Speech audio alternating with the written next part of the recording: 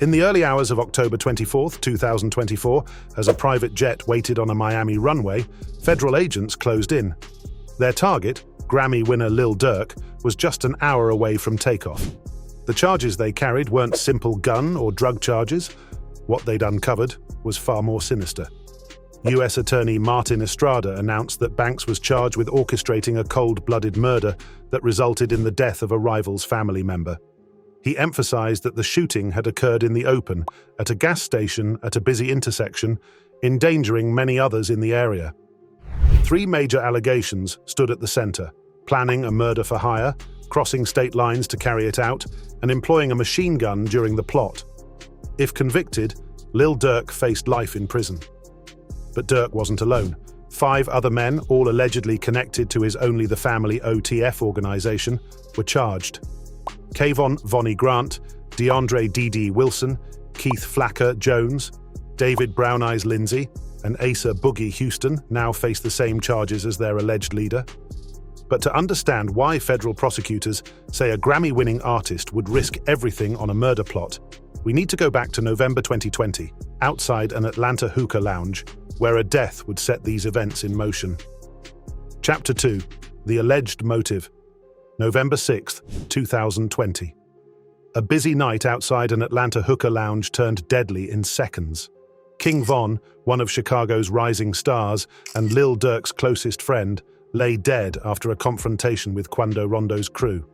Surveillance footage captured the moment: Von approaching Quando, a fight breaking out, and shots being fired by Quando's associate, Timothy Lull Tim Leaks.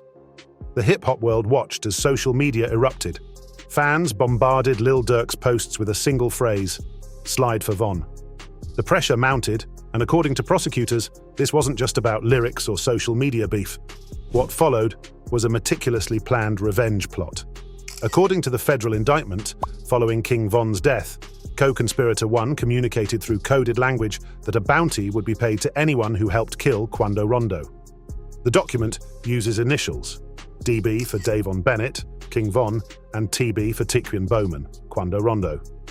Even Durk's music seemed to hint at what was coming. In February 2022, just months before the alleged plot unfolded, he released "Ah Ha Ha" with lyrics that prosecutors now point to. "Don't respond to shit with Von, I'm like, feck it, you tripping, go get your gun, they dropping locations, I'm getting it done." These lyrics should be shown on screen, but according to federal agents, these weren't just lyrics. By August 2022, investigators say a complex interstate murder plot was in motion, funded by OTF credit cards and orchestrated through coded messages. Chapter 3: The Planning Phase, August 2022. Investigators say a seemingly innocent series of credit card transactions began telling a darker story. According to the indictment, an OTF credit card was used to book 5 one-way tickets from Chicago to Los Angeles. But it wasn't the tickets that caught their attention. It was the text message that followed. "Don't book no flights under no names involved with me," Durk allegedly warned an associate. Hours later, while these 5 men flew commercial, prosecutors say Durk and his top OTF lieutenant, Kayvon Vonnie Grant, took a private jet to California. What happened next, investigators claim, wasn't random. It was planned. The federal affidavit details how Grant allegedly got to work as soon as they landed. First stop, the Universal City Hotel, where prosecutors say he distributed weapons to the crew, including a modified machine gun. Then came the rentals, a white BMW and another sedan, both allegedly paid for with OTF money.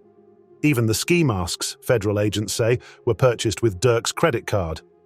Retired Detective Commander Will Feeler explained that the evidence precisely matched their indictment charges.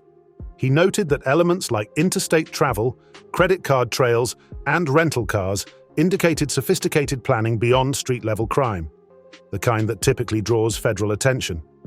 For 2 days, prosecutors alleged, this crew conducted surveillance across Los Angeles, tracking their targets' every move.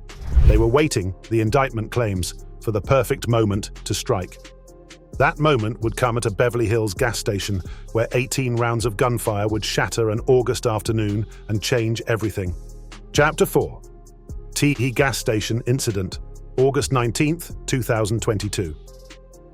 Security cameras at a Beverly Hills gas station captured what prosecutors call the tragic culmination of the murder plot.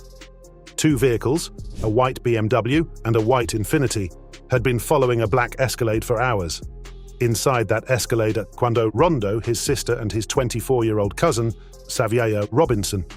The federal indictment paints a chilling picture of what happened next. As Quando's SUV pulled into the gas station near the Beverly Center Mall, surveillance footage shows the Infiniti sliding into an alley behind the station. According to prosecutors, that's when ASA Boogie Houston dropped off three shooters: Keith Flacker Jones, David Brown Eyes Lindsay, and an unnamed third suspect. The images below show defendants Jones and Lindsay and co-conspirator 2 firing their guns at TB's black Escalade, the indictment reads. In broad daylight, at a busy intersection, 18 rounds ripped through the air. When the gunfire stopped, Quando and his sister had escaped injury, but Xavier Robinson lay fatally wounded. Perhaps most disturbing, prosecutors say, is what happened next. The crew allegedly met at a nearby burger restaurant to discuss payment for the hit. The same day, an OTF-affiliated credit card purchased return flights to Chicago for the alleged shooters. This wasn't a random act of violence, FBI Assistant Director Akil Davis would later say. While you're going about your life thinking you got away with it, the FBI is piecing together the facts that will serve as your undoing.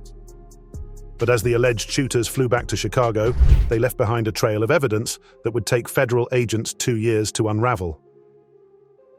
Chapter 5. The Evidence Trail. For 2 years, the shooting at the Beverly Hills gas station remained an open case. But behind the scenes, FBI agent Sarah Corcoran and her team were meticulously building what they believed was an airtight case. Like pieces of a puzzle, they say, evidence began forming a clear picture. The credit card trail came first. Bank and flight records, the affidavit states, showed an OTF member and close associate of banks coordinated and paid for the 5 co-conspirators to travel from Chicago to California. Every hotel room, rental car, and even the ski masks used in the shooting, prosecutors claim, linked back to OTF accounts. Surveillance footage told the next part of the story. Traffic cameras tracked the white BMW and Infiniti following Quando's Escalade through Los Angeles. Gas station security cameras captured the shooting itself. Even the post-shooting meeting at the burger restaurant was documented. But perhaps the most damaging evidence, according to prosecutors, came from within OTF itself. The federal affidavit notes, due to serious safety concerns, this affidavit does not provide the identity of these witnesses.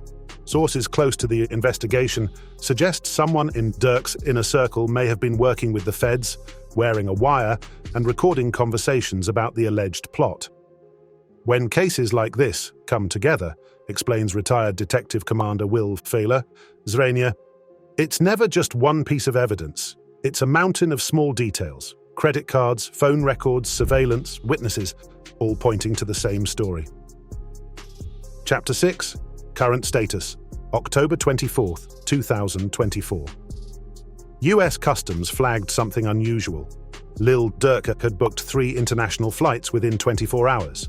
Dubai through Qatar, Switzerland via New Jersey, and a private jet to Italy.